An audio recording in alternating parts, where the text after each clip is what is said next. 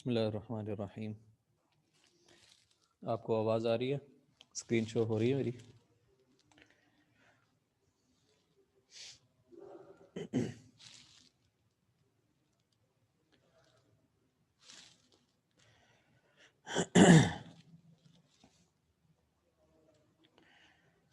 بسم اللہ الرحمن الرحیم۔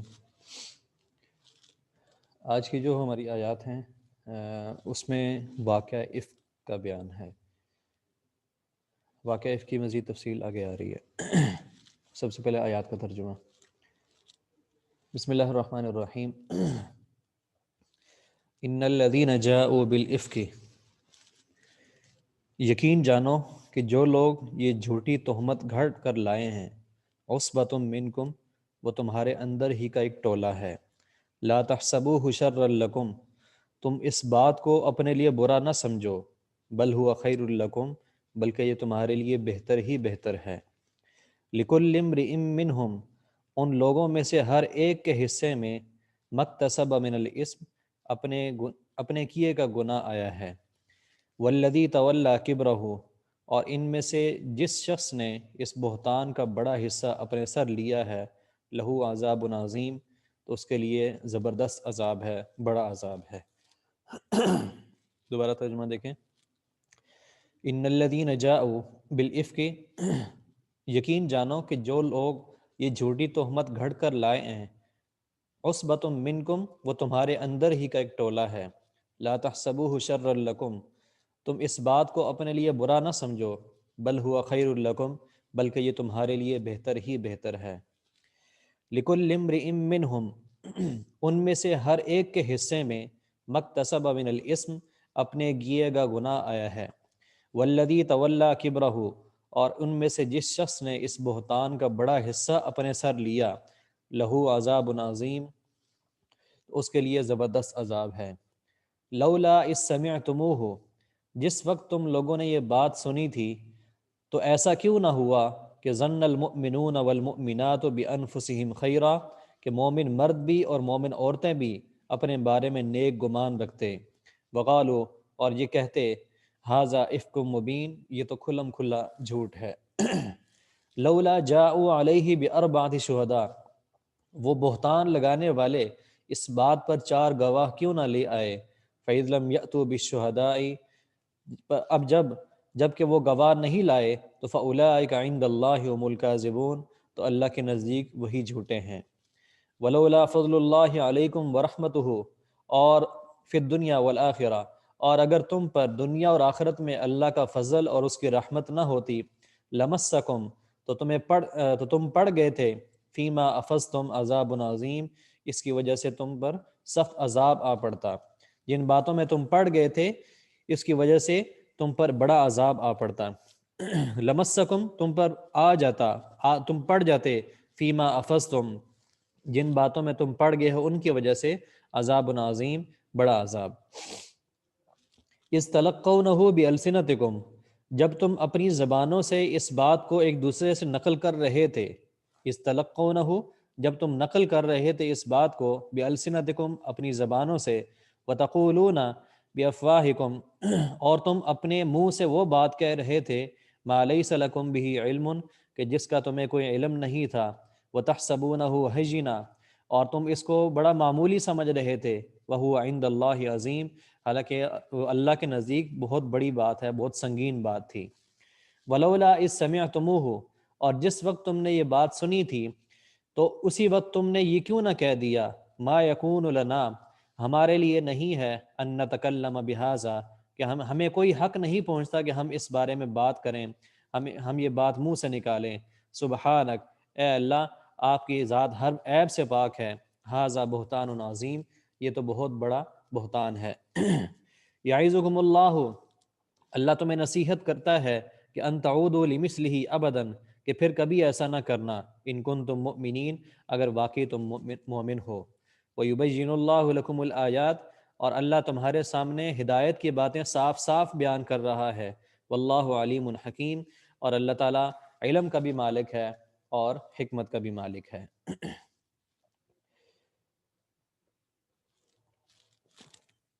یہاں پر ان آیات کے اندر اللہ تعالیٰ نے واقعہ افک کو بیان کیا ہے۔ سب سے پہلے ہے افک کہتے کسے ہیں، لفظ افک کا کیا معنی ہے؟ تو اس کا لفظی مطلب تو ہوتا ہے بات کو الٹ دینا، غلط بات کرنا، الٹ بات کرنا، حقیقت کے خلاف کچھ بنا دینا۔ اسی مناسبت سے اس سے جھوٹ اس کا معنی جھوٹ اور افطرا کیا جاتا ہے، یعنی اس پر جھوٹی جو بات ہوتی ہے اس کو بھی افک کہا جاتا ہے، افطرا جو اپنی طرف سے بات گھڑ لی جاتی ہے اس کو بھی افک کہتے ہیں۔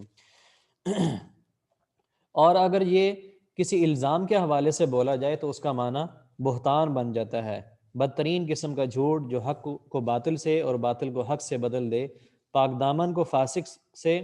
اور فاسق کو پاک دامن بنا دے، وہ افک کہلاتا ہے۔ یعنی اگر کسی کے اوپر کوئی الزام لگایا جائے جس کی وجہ سے اس کے پاک دامنی پر حرف آئے، یا کسی پاک دامن کو جو نا وہ پاک دامن کو عیب والا بنا دیا جائے، یا عیب والے کو پاک دامن بنا دیا جائے، تو اس کو افک کہتے ہیں۔ اب یہ اس کی تفصیل کیا ہے، واقع افک ہے کیا؟ تو غزوہ بنی مستلق کے موقع پر، غزوہ بنی مستلق ایک واقعہ غزوہ ہوا تھا، وہاں سے آپ صلی اللہ علیہ وسلم واپس لوٹ رہے تھے، تو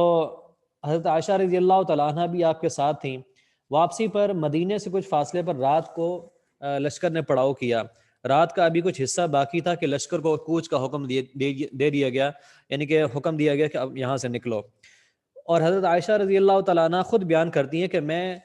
قضائے حاجت کے لیے باہر گئی ہوئی تھی، اور میرا ہودہ اٹھانے والوں نے سمجھا کہ میں ہودے کے اندر ہوں۔ ہودہ کہتے ہیں اس گجاوے کو جو اونٹ کے اوپر رکھا جاتا ہے، جس میں عام طور پر پردہ نشین عورت جو ہوتی ہے وہ بیٹھتی ہے اس میں۔ تو فرماتی ہیں کہ میں، دوسری روایات کے اندر آتا ہے کہ میں چونکہ اس وقت ہلکی پھلکی تھی، چھوٹی تھی، بچی تھی میں، اس لیے وہ اٹھانے والوں نے یہ سمجھا کہ یہ جو ہے نا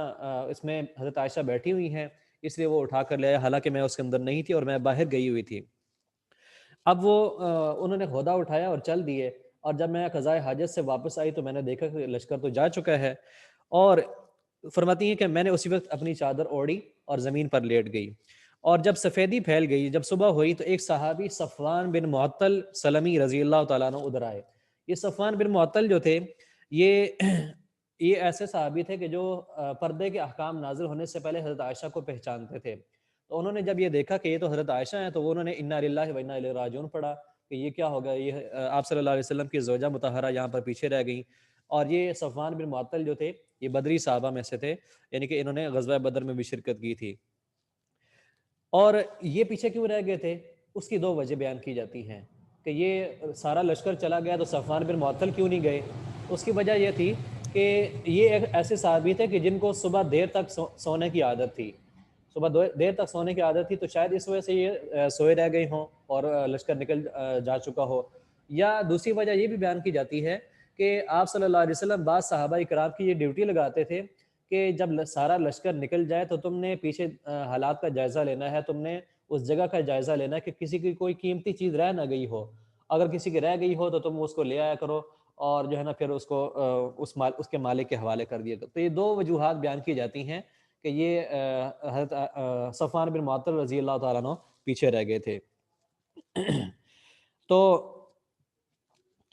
اس کے بعد کیا ہوا کہ صفوان رضی اللہ تعالیٰ عنہ نے میرے پاس، حضرت عائشہ فرماتی کہ میرے پاس اونٹ لے کر آئے اور اونٹ کو بٹھا دیا، اور بغیر کوئی بات چیت کیے میں اس میں بیٹھ گئی، اور وہ مجھے لے کر قافلے سے مل گئے۔ دوپہر کے وقت تک ہم قافلے سے مل چکے تھے۔ اب جب یہ واقعہ ہے اس کا اصل، یعنی کہ اس کا پس منظر یہ ہے کہ یہ غزوہ بنی مستلق سے واپسی کے موقع پر یہ واقعہ پیش آیا تھا۔ اب حضرت عائشہ رضی اللہ تعالیٰ عنہ جب مدینہ منورہ تشریف لائیں واپس، تو فرماتی ہیں کہ میں مدینہ پہنچ کر بیمار پڑ گئی، مجھے معلوم نہ تھا کہ کیا کیا باتیں میرے بارے میں ہو رہی ہیں، لیکن میں یہ دیکھ رہی تھی کہ آپ صلی اللہ علیہ وسلم مجھ سے کچھ ناراض لگ رہے ہیں، آپ صلی اللہ علیہ وسلم مجھ سے بات نہیں کرتے اور مجھ سے بول چال چھوڑ دی ہے، میرے بیماری کے بارے میں دوسروں سے ہی پوچھ لیتے ہیں، لیکن کسی سے آپ صلی اللہ علیہ وسلم نے کچھ نہیں پوچھا۔ میں آپ سے پوچھ کر اپنی والدہ کے پاس چلی گئی تاکہ میری تیمارداری پر کوئی اور کر سکے، وہاں مجھ پر یہ انکشاف ہوا کہ میرے کیا کیا باتیں ہو رہی ہیں۔ یعنی آپ صلی اللہ علیہ وسلم کے گھر میں مجھے اس واقعے کی کوئی تفصیلات معلوم نہیں تھیں۔ جب آپ صلی اللہ علیہ وسلم مجھ سے کھچے کھچے رہنے لگے اور آپ صلی اللہ علیہ وسلم مجھ سے کوئی بات نہیں کرتے تھے، میں بیمار تھی، آپ صلی اللہ علیہ وسلم میری اس طرح سے تیمارداری نہیں کر رہے تھے، تو میں اپنی والدہ کے گھر چلی گئی تاکہ میں وہاں پر میری کوئی تیمارداری کر سکے، لیکن وہاں پر جا کر مجھے پتہ چلا کہ میرے بارے میں کیا کیا باتیں ہو رہی ہیں۔ اس موقع پر آپ صلی اللہ علیہ وسلم جو ہے نا رونا شروع ہوئے. آپ صلی اللہ علیہ وسلم کو سخت اذیت کا سامنا کرنا پڑا. میرے والدین بھی سخت پریشان تھے، یعنی حضرت ابوبکر صدیق رضی اللہ تعالیٰ عنہ وہ بھی بڑے سخت پریشان تھے کہ یہ ہماری بیٹی پر کیا جو ہے نا حرف آ گیا، اور خاص طور پر یہ ہماری بیٹی نہیں بلکہ آپ صلی اللہ علیہ وسلم کے اوپر یہ حرف آ رہا ہے. اس وجہ سے بڑے پریشان تھے. اور ایک روز نبی کریم صلی اللہ علیہ وسلم میرے پاس آ کر بیٹھے اور فرمایا کہ تمہارے بارے میں مجھ تک اس طرح کی باتیں پہنچتی ہیں، اگر تم بے گناہ ہو تو اللہ تمہاری بے گناہی کو ظاہر فرما دیں گے، اگر تم اس گناہ میں مبتلا ہوئی ہو تو اللہ سے توبہ کرو، معافی مانگو. کون سا گناہ؟ یہ بات آگے آ رہی ہے، میں اس کو مختصراً بتا دیتا ہوں کہ منافقین نے یہ جو ہے نا پروپیگنڈا شروع کر دیا تھا. جیسے کہ یہ شروع میں بالکل بات آئی تھی سورۃ نور کے تعارف میں اندر، کہ مسلمان جو ہے وہ اخلاقی طور پر مضبوط ہو چکے تھے. اب منافقین کی کوشش یہ تھی، اور خاص طور پر قریش مکہ کی کوشش یہ تھی کہ اب ہم مسلمانوں کو جنگ کے ذریعے سے تو ہرا نہیں سکتے، اس لیے ہم دوسرا حربہ اختیار کرتے ہیں اور ان کو اخلاقی طور پر گرانا شروع کرتے ہیں. اس کے لیے انہوں نے حملہ کیا حضرت عائشہ رضی اللہ تعالیٰ عنہ پر اور ان کے واسطے سے نبی کریم صلی اللہ علیہ وسلم پر. تو آپ صلی اللہ علیہ وسلم نے فرمایا کہ اگر تم بے گناہ ہو تو پھر تو اللہ تعالیٰ تمہاری بے گناہی کی گواہی دے دیں گے اور اللہ تعالیٰ تمہاری صفائی فرما دیں گے، لیکن اگر تم نے واقعی یہ گناہ کیا ہے تو میں تمہیں کہتا ہوں کہ تم اللہ سے معافی مانگ لو، اللہ تعالیٰ معاف فرمانے والا ہے.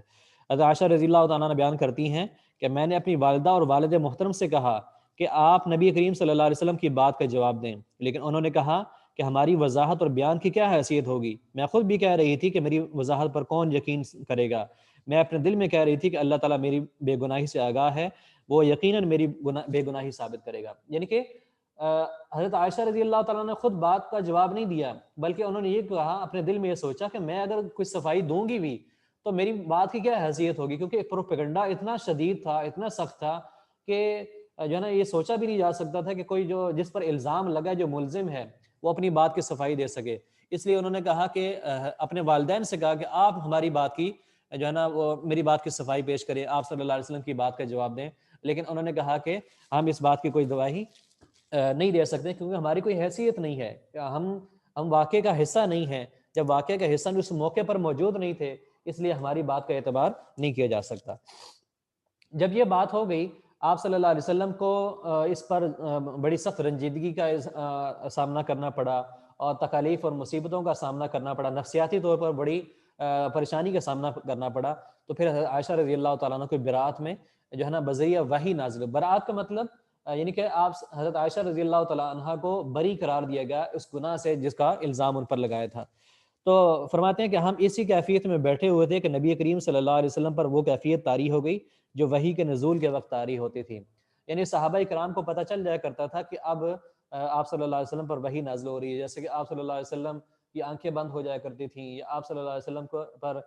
سخت سردی کے موسم میں بھی پسینے آپ کے پیشانی مبارک پر آنے لگتے تھے. تو کیفیت صحابہ کرام کو پتہ چل جاتی تھی کہ اب آپ صلی اللہ علیہ وسلم پر وحی نازل ہو رہی ہے.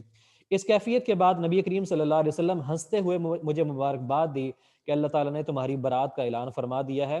اور اس موقع پر سورۃ النور کی 11 تا 21 آیات نازل ہوئی جن میں سے کچھ کا ترجمہ ہم نے آج پڑھا ہے. یعنی کہ آج ہم نے 18 تک ترجمہ پڑھا ہے، مزید اس کی آیات آگے ہیں اور ان کے ساتھ کچھ اور احکام متعلق ہیں.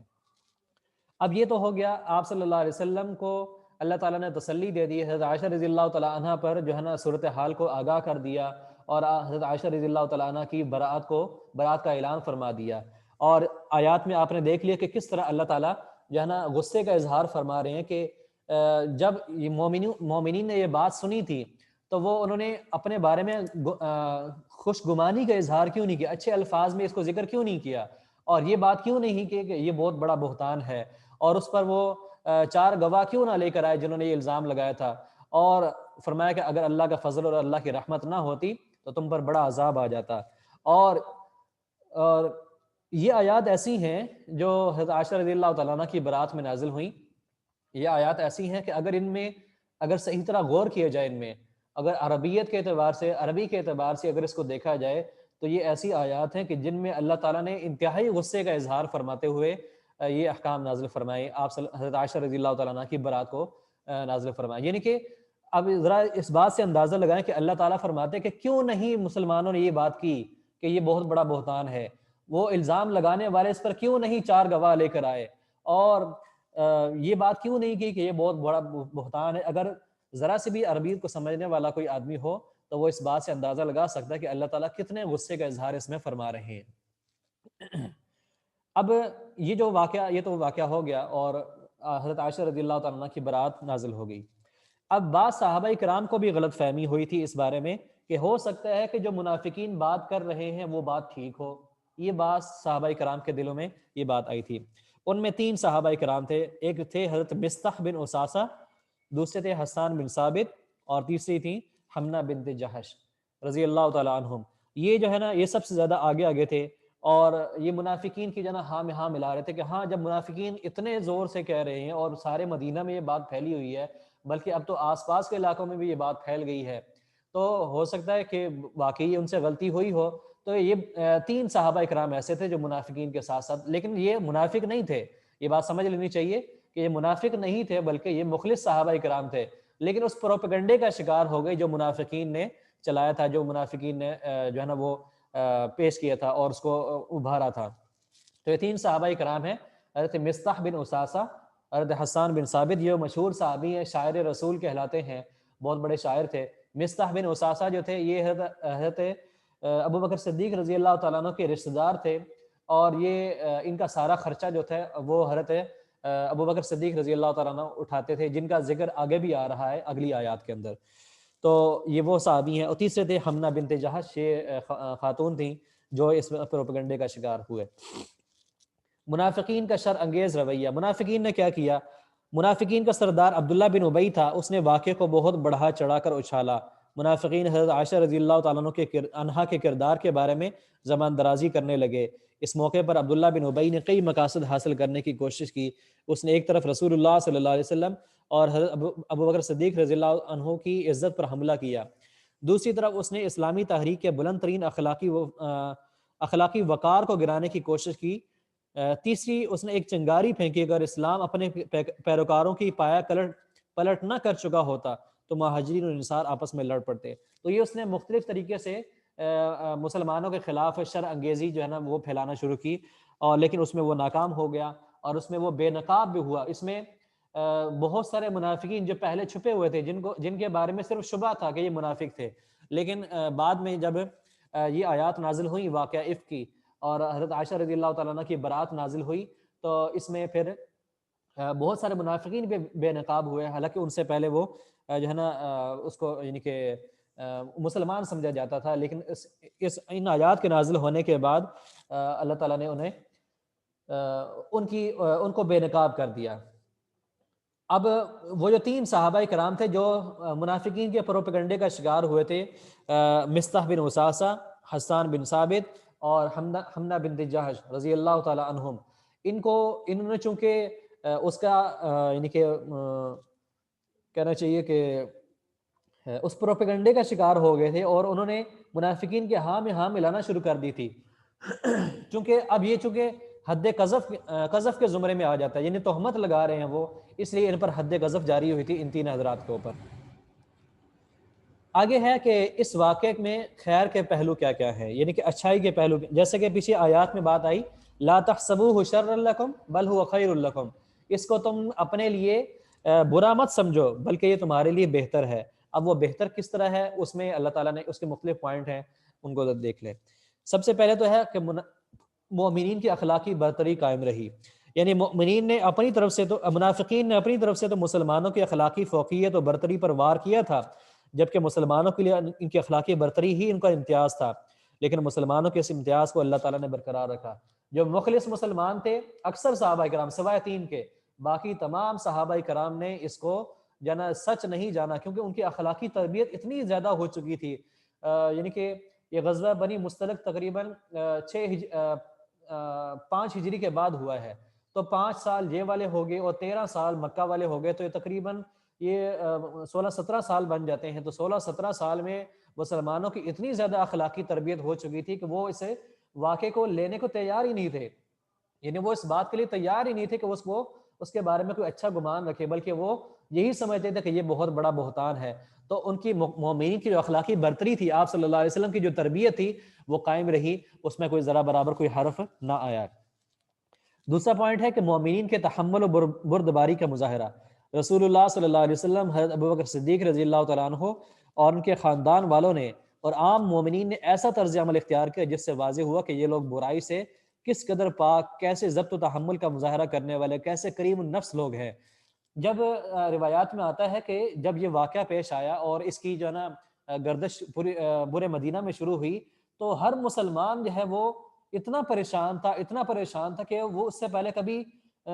کسی جنگ میں شکست کی وجہ سے اتنے پریشانی کا اظہار نہیں کیا انہوں نے، اور پریشانی ان سے ظاہر نہیں ہوتی تھی جتنی اس واقعے کی وجہ سے ان پر پریشانی جو ہے نا عام صحابہ کرام جن کا حضرت عائشہ کے ساتھ کوئی رشتہ داری نہیں تھی یا آپ صلی اللہ علیہ وسلم کے ساتھ کوئی رشتہ داری نہیں تھی، لیکن وہ مسلمانی کا جو تعلق تھا، مسلمانیت کا جو تعلق تھا، اس کی وجہ سے وہ اتنا پریشان تھا، لیکن اس کے باوجود انہوں نے اس پریشانی کا اظہار کوئی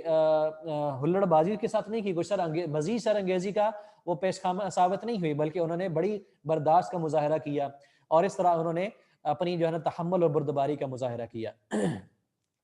اس کے بعد ہے کہ ازواج مطہرات اور حضرت عائشہ رضی اللہ تعالیٰ عنہ کے اعلیٰ کردار کی شہادت، یعنی ازواج مطہرات میں سے بھی کسی نے اپنی سوکن حضرت عائشہ کے خلاف زبان تک نہیں کھولی۔ اب یہ اگر ہم اپنے معاشرے کے بارے میں دیکھیں، ہم اپنے معاشرے میں دیکھیں کہ اگر کسی آدمی کی 2 بیویاں ہوں یا ایک سے زائد بیویاں ہوں اور وہ ان میں سے کسی ایک بیوی کے اوپر کوئی الزام لگ جائے، کسی قسم کا الزام لگ جائے، تو دوسری بیویاں جو ہے نا اس کو تانے دینا شروع کر دیتی ہیں، لیکن یہاں پر ایسا نہیں ہوا، بلکہ ازواج مطہرات نے ایک لفظ بھی اپنی سوکن حضرت عائشہ رضی اللہ تعالیٰ عنہ کے بارے میں ایک لفظ بھی برا نہیں بولا، اور بلکہ انہوں نے ہمدردی کا اظہار کیا، انہوں نے اس پر افسوس کا اظہار کیا کہ یہ ایک پاک دامن عورت کے اوپر، پاک سیرت عورت کے اوپر جو ہے نا منافقین نے اتنی جو ہے نا غلط حملہ کیا، اور اتنا تو ان کا کردار بھی، ازواج مطہرات کا کردار بھی اس سے ظاہر ہوتا ہے کہ انہوں نے اپنی سوکن کے اوپر جو ہے نا، یہ اچھا موقع تھا اس بات کا کہ وہ اپنی سوکن کے اوپر جو ہے نا بات اچھالتے اور ان کے خلاف باتیں کرتے، لیکن انہوں نے ایسا نہ کیا۔ اس کے علاوہ حضرت عائشہ رضی اللہ تعالیٰ عنہ کی عالی ظرفی کا بھی مظاہرہ ہوتا ہے کہ حضرت عائشہ رضی اللہ تعالیٰ عنہ کے خلاف کیا کیا باتیں نہیں سامنے آئیں۔ حضرت حسان بن ثابت نے اس موقع پر ان کے خلاف بہت کچھ کہا تھا، لیکن آپ رضی اللہ تعالیٰ عنہ ان کے ساتھ ہمیشہ عزت و احترام سے پیش آتی تھیں۔ حضرت حسان رضی اللہ تعالیٰ عنہ کی حضرت عائشہ رضی اللہ تعالیٰ عنہ بہت عزت کیا کرتی تھی، حالانکہ یہ حضرت حسان بن ثابت رضی اللہ تعالیٰ عنہ نے حضرت عائشہ کے بارے میں بہت باتیں کی تھی اس واقعے کے بارے میں، لیکن اس واقعے کے ختم ہونے کے بعد ان کی حضرت عائشہ رضی اللہ تعالیٰ عنہ کے دل میں، یہ حضرت حسان بن ثابت رضی اللہ تعالیٰ عنہ کے دل میں اس کے بعد کوئی ان کے خلاف کوئی بات نہ آئی، ان کے کردار پر کوئی حرف نہ آیا۔ اور اس کے بعد ہے عصمت عائشہ پر صحابہ کرام کی شہادت۔ عصمت عائشہ کا مطلب یعنی معصومیت عائشہ، یعنی معصومیت کا مطلب یہ ہے کہ گناہ سے پاک ہونا۔ اس میں تھوڑی سی وضاحت میں کر دوں کہ عصمت سے مراد یہ وہ عصمت نہیں ہے جو انبیاء کی صفت ہوتی ہے۔ انبیاء جو ہے نا ہوتے ہیں نا، وہ معصوم ہوتے ہیں، معصوم ہونے کا مطلب یہ کہ ان سے گناہ نہیں ہو سکتا۔ تو عصمت سے مراد یہاں پر برات ہے، یعنی کہ حضرت عائشہ رضی اللہ تعالیٰ عنہ کی پاک دامنی ہے۔ تو حضرت عائشہ رضی اللہ تعالیٰ عنہ کی پاک دامنی پر صحابہ کرام نے بھی شہادت دی کہ حضرت ابو ایوب انصاری رضی اللہ تعالیٰ عنہ سے ان کی بیوی نے حضرت عائشہ رضی اللہ عنہ کے بارے میں بات کی، وہ کہنے لگے اے ایوب کی ماں، اگر تم عائشہ کی جگہ ہوتی تو کیا ایسا فعل کرتی؟ وہ بولی کہ خدا کی قسم ہرگز ایسا نہ کرتی۔ آپ نے فرمایا کہ عائشہ تو تم سے کہیں بہتر خاتون ہے، اگر میں صفوان کی جگہ ہوتا تو میں بھی اس طرح کے برے فعل کا تصور نہیں کر سکتا تھا، صفوان تو مجھ سے اچھا مسلمان ہے۔ یعنی صحابہ کرام بھی حضرت عائشہ رضی اللہ تعالیٰ عنہ کے کردار پر یعنی اچھے الفاظ میں بات کیا کرتے تھے اور اس میں کوئی غلط بات نہیں کیا کرتے تھے۔ اس کے بعد ہے کہ اسلامی معاشرے پر دائمی ضوابط کا اعلان۔ یہ واقعہ تو ایک خاص پہلو سے متعلق ہے، ایک خاص واقعے سے متعلق یہ آیات ہیں، لیکن اس کے اندر یعنی کہ عام معاشرے کے متعلق بھی دائمی ضوابط کا اعلان کر دیا گیا کہ اگر کسی کے اوپر برا وقت آ جائے اس طرح کا، تو اس میں اس کا کیا طرز عمل ہونا چاہیے، اس کو کیسا رویہ اختیار کرنا چاہیے، یہ ساری باتیں ان سے ثابت ہوتی ہیں۔ اور ازواج مطہرات کی پاک دامنی کا دائمی اعلان بھی ان آیات کے اندر ہوتا ہے۔ اس واقعے کے پس منظر میں خصوصاً حضرت عائشہ رضی اللہ تعالیٰ عنہ اور دیگر ازواج مطہرات کی بالواسطہ طور پر عفت و پاک دامنی کا ہمیشہ کے لیے اعلان کر دیا کہ نبی کریم صلی اللہ علیہ وسلم کے گھر میں جن ازواج کو اللہ نے جگہ دی ہے وہ ہر طرح سے کسی بھی اخلاقی گراوٹ سے پاک و منزہ ہے۔ حضرت عائشہ رضی اللہ تعالیٰ عنہ کا دائمی اعزاز کیا ہے؟ دائمی اعزاز یہ کہ اللہ تعالیٰ نے جب تک قرآن رہے گا اور حضرت عائشہ رضی اللہ تعالیٰ عنہ کی پاک دامنی بیان ہوتی رہے گی، یہ اللہ تعالیٰ کا بہت بڑا احسان ہے حضرت عائشہ رضی اللہ تعالیٰ عنہ پر، ان کے لیے بہت بڑا اعزاز ہے۔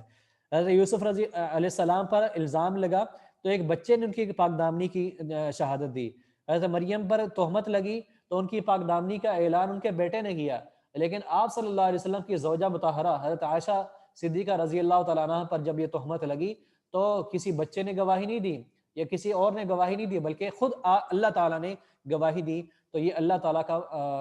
یہ حضرت عائشہ رضی اللہ تعالیٰ عنہ کا بہت بڑا اعزاز ہے کہ جو ان کو حاصل ہوا۔ اب اس کے اندر حسن معاشرت کا درس بھی ہے کہ حضرت ابوبکر صدیق نے اپنے ایک عزیز جن کے خاندان کی کفالت وہ کیا کرتے تھے، یہ وہی ہیں جو جن کا ذکر پہلے میں نے کیا، حضرت مصطح بن اساسہ۔ جب انہوں نے حضرت عائشہ کے خلاف پروپیگنڈے میں حصہ لیا تو حضرت ابوبکر صدیق نے ان کے خاندان کی کفالت سے ہاتھ کھینچ لیا۔ اس پر اگلی آیات نازل آئیں جو ہم انشاءاللہ اگلے لیکچر میں پڑھیں گے۔ روایات ملتی ہیں کہ اس طرح کی صورتحال حضرت ابوبکر صدیق کے علاوہ کچھ اور خاندانوں کو بھی درپیش ہوئی،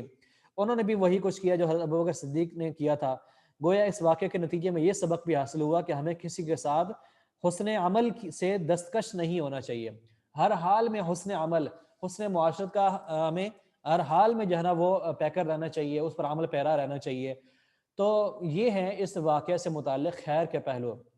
کہ اللہ تعالیٰ نے کس طرح سے مومنین کے لیے اس میں بہتری کا اور برتری کو ظاہر کی، اور ازواج مطہرات کی برتری کو ظاہر کی، اعلیٰ کردار کی شہادت دی، اور حضرت عائشہ رضی اللہ تعالیٰ عنہ کی اعلیٰ ظرفی کی شہادت دی، اور اس طرح اس کے ذریعے سے کیا کیا اصول ہمارے سامنے آئے۔ حسن معاشرت کا درس ہمیں ملا کہ ہر حال میں حسن معاشرت پر جو ہے نا عمل پیرا رہو، اس سے کبھی بھی دستکش نہ ہو، ہاتھ نہ کھینچو۔ تو یہ ہے اس واقعے سے متعلق خیر کے پہلو۔ مزید تفصیل انشاءاللہ اگلے لیکچر میں، اور وہاں اگلے لیکچر میں ہم اس سے متعلق کچھ اور باتیں ہم پڑھیں گے کہ اس سے ہمیں کیا کیا سبق حاصل ہوتے ہیں، اللہ تعالیٰ نے اس کے ذریعے سے ہمیں کیا کیا احکام نازل فرمائے اس کے ان آیات کی روشنی میں، وہ ہم انشاءاللہ اگلے لیکچر میں پڑھیں گے۔ السلام علیکم ورحمۃ اللہ وبرکاتہ۔